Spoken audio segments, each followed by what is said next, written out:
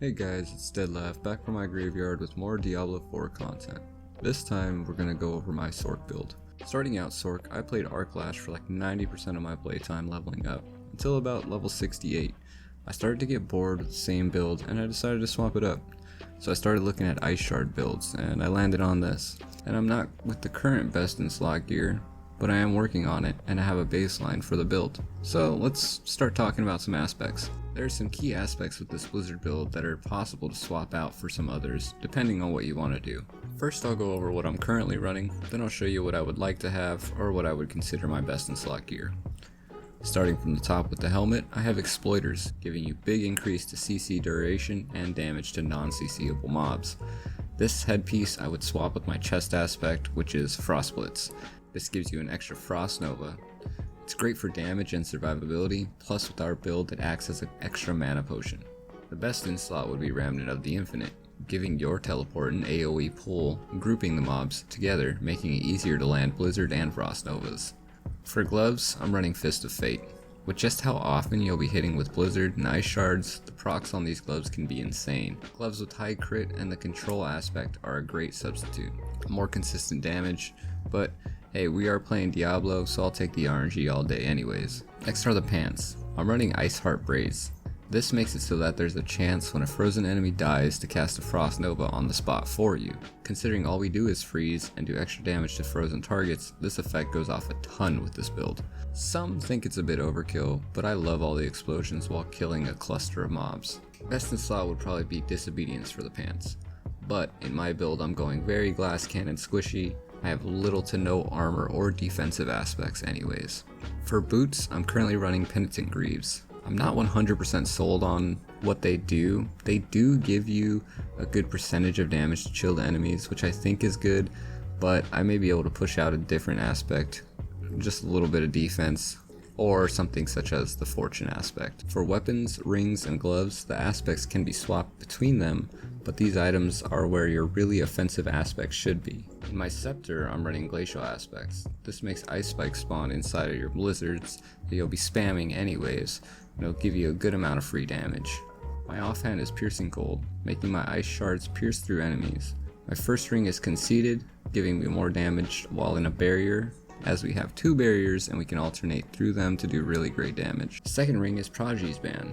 Even a base level imprint will suffice. This makes your skills into mana pots. For more blizzards, more ice shards, more everything. My amulet is running control, as this is one of the biggest bonus spots for aspects, and 53% more damage to frozen, stunned, or immobilized enemies is amazing. I have other aspects that I wanted to try out, but I'm unsure where to place them, such as Frozen Memories, as well as Frozen Tundra.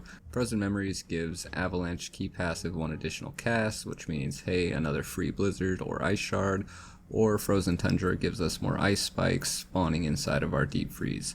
Those are still going to be tested later, but for now let's move on to the build.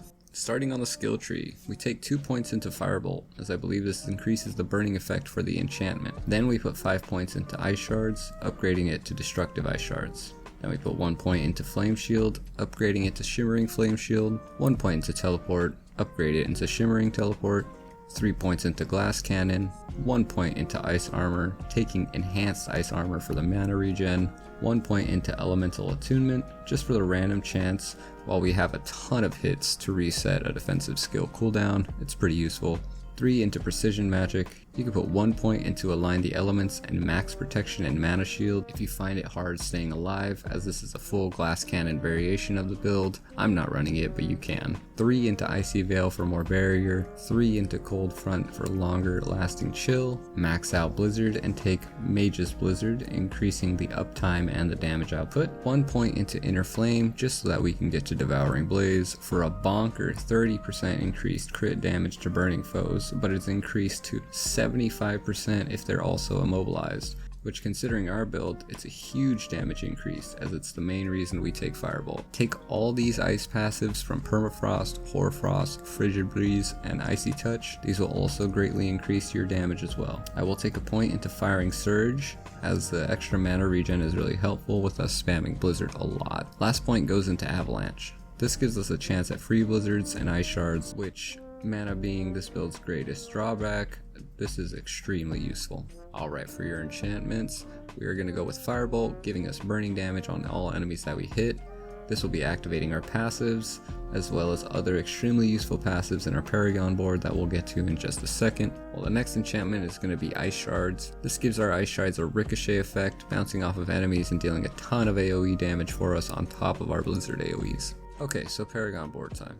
I went up to the right, grabbing damaging and dex nodes for our first socket, Exploit. Then up and to the left to the next board, in which we'll be attaching Frigid Fate and socketing Adept into the board, while also grabbing the Frigid Fate node, as well as the Lucky Strike at the top left. I then go right, grabbing the vulnerable damage on the way to the Burning Instincts board.